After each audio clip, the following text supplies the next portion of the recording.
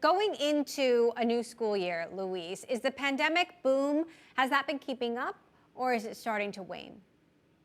Well, the pandemic was interesting for us. It wasn't a crazy boom. I mean, we did benefit a little bit from the pandemic, but we had been growing steadily since before the pandemic. And, a lot of people have asked us if afterwards our users went down or anything, but we didn't see any of that. And I think it's just because we have users in every single country in the world, and in every socioeconomic, the whole part of the socioeconomic spectrum. So we just, for us, it's been kind of business as usual. So what are the most interesting themes going into this particular year now that schools generally have been basically open for about a year since COVID? Well, I think one of the things that is interesting is that we schools in general have just adopted educational technology a lot more, and we're going to continue seeing that. So we're expecting a big back to school bump. We usually get it around this year. Duolingo is used by about half of all schools in the United States for teaching foreign languages, and so we're very excited about that. I think generally educational technology is just here to stay. I think that's the thing that's been proven. You've actually been leaning into TikTok when it comes to ad spend. Talk to us a little bit about that and why. Well, it's actually not ad spend. We have been leaning into TikTok, but it's all organic. I mean, really, the spend that we have on our TikTok is really the salary of our employees who run the account. We're blessed that we have a very lovable mascot, Duolingo, the Duo the Owl. And we make all these videos that go viral. Some of them have our mascot dancing, etc. So that's worked out really well for us.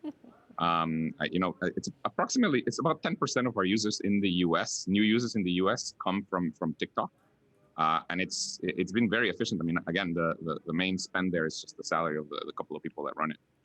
Interesting, because we were talking about TikTok versus Facebook and Instagram earlier, and I'm curious how you would assess the impact and power of both. I mean, do you see TikTok as more powerful or potentially a lot more powerful than the other two platforms?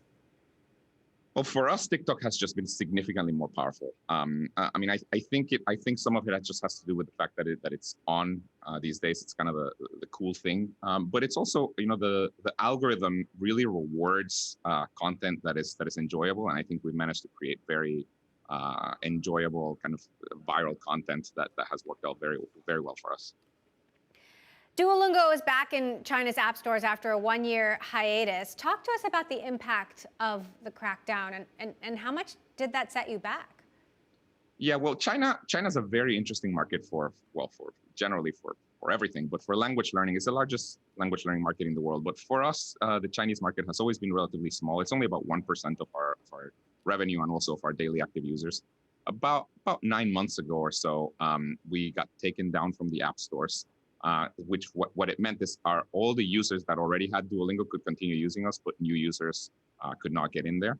About a month ago or so, we were reinstated, and we started growing again. And at this point, we're back to the traffic levels that we had before we got taken down.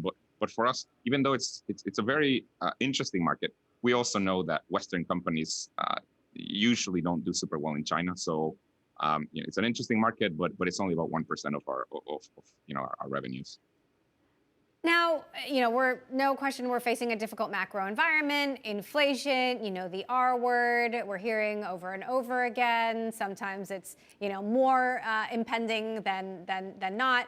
How are you expecting that to impact your business and the EdTech market in general? Is this a discretionary market where, if companies or customers are going to have to choose, they'll spend less here? Well, we haven't seen any kind of weakness in our numbers. I mean, we beat our estimates. We increased our guidance for the quarter, and I think some of it just has to do with the fact that we're still pretty early in our journey. Language learning is a very large market. It's about $60 billion a year, but most of it is still offline. So if you think about the language learning market, most of it is kind of people learning English in night school in Brazil or something like that. And it's shifting online, like, the way dating shifted online over the last 20 years, language learning is still kind of shifting online. So we're still in the early parts of our growth in terms of user growth and also in terms of revenue growth. So we just haven't seen any weakness in our numbers. The other thing about us is we have a freemium model. where people can learn as much as they want on Duolingo entirely for free, and then Okay. they can actually turn off the ads if they pay. So far we just this just hasn't affected us at all.